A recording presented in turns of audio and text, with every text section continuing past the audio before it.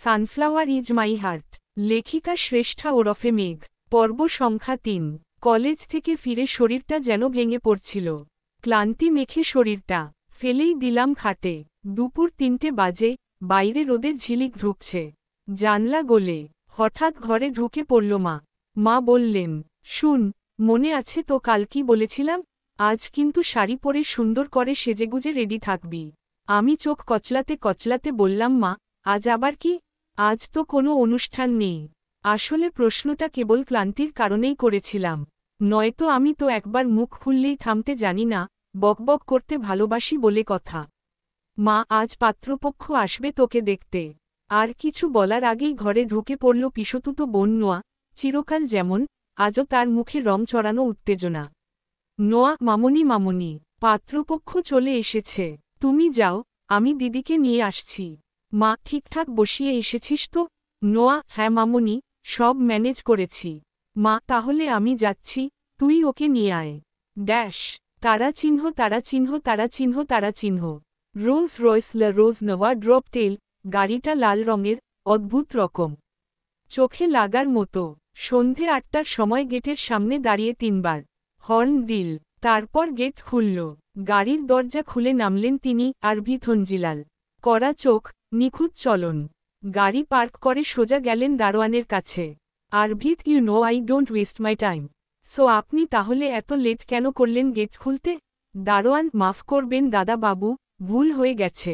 জল খেতে গেছিলাম, খুব পিপাসা পেয়েছিল। আরভিত, ঠিক আছে, কিন্তু আর যেন এমন না হয়। আরভিত কঞ্জিলাল সময় নষ্ট একদম পছন্দ করে না। দারোয়ান মাথা নিচু করে চুপ। আরভিত আর কিছু না বলে সোজা ঢুকে গেলেন সেই রাজপ্রাসাদের মতো বাড়িটাই, যেটাকে আমি প্রথম দেখাতে বলেছিলাম, মুগ্ধ করা এক রাজপ্রাসাদ। তারা চিহ্ন তারা চিহ্ন তারা চিহ্ন তারা চিহ্ন তারা চিহ্ন তারা চিহ্ন তারা চিহ্ন তারা চিহ্ন।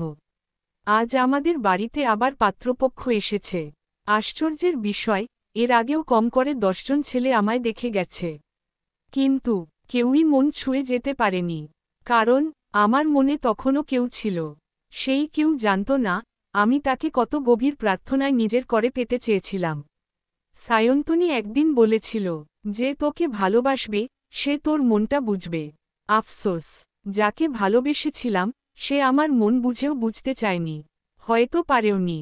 সে যে নিজেকে বহু নারীর মনের মধ্যে ছড়িয়ে ফেলেছিল, তাই হয়তো আমার একান্ত, নিঃশব্দ ভালোবাসার ভাষাটা তার কানে পৌঁছায়নি।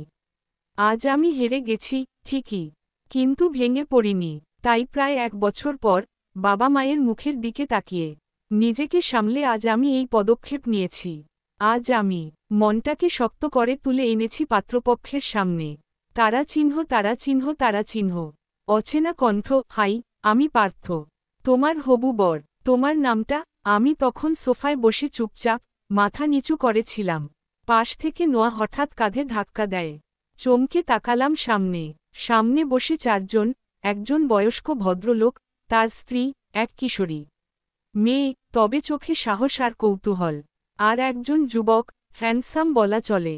সেই হাত বাড়িয়ে হ্যান্ডশেকের ভঙ্গিতে বলল কথাটা। আমি একটু জোর করে হাসলাম। শান্ত স্বরে বললাম, নমস্কার, আমি শ্রেষ্ঠা। তারা চিহ্ন তারা চিহ্ন তারা চিহ্ন তারা চিহ্ন তারা চিহ্ন তারা চিহ্ন তারা চিহ্ন তারা চিহ্ন। হ্যালো, কে? আরে আমি কে সেটা জানার আগে বলুন যে আপনার দিদির বিয়েটা কবে? বিশ্বাস করুন, আমি কিছুতেই মানতে পারছি না আপনার দিদি আমার ইনভাইট করল না তার বিয়েতে। আসলে যখন ছেলের বাড়ির লোক আমার সাথে কথা বলছিল তখন হঠাৎই নোহা মানে আমার বোনের ফোনে একটা কল আসে, একটা আরও ডাইনিং থেকে সরে গিয়ে সিঁড়ি দিয়ে উঠে আমার ঘরে দৌড়ে চলে যায়। আমি একটু অবাক হলাম, তবে কিছু আর বলিনি। Underscore underscore underscore underscore underscore underscore. বর্তমান। নোয়া ফোন কানে নিয়ে মনে মনে ভাবছে, বাতারা চিহ্ন লতারা চিহ্নটা এত ফাও বকছে কেন? আর এই বাতারা চিহ্ন লটা তারা চিহ্ন ইবাকে? বাতারা চিহ্ন ল আসল কথা না বলে ভ্যানিয়ে যাচ্ছে তখন থেকে অসহ্য। নোয়া তারপর নিজেই আবার ফোনের ওপাশে থাকা ব্যক্তিটিকে বলল, হ্যালো মিস্টার বিরক্তিকর বলছি, আগে বলুন আপনার নাম কি, তারপর আপনার কথা শুনব। ফোনের ওপাশে থাকা ব্যক্তিটি বলল, ও আপনি তো তাহলে অসহ্যকর।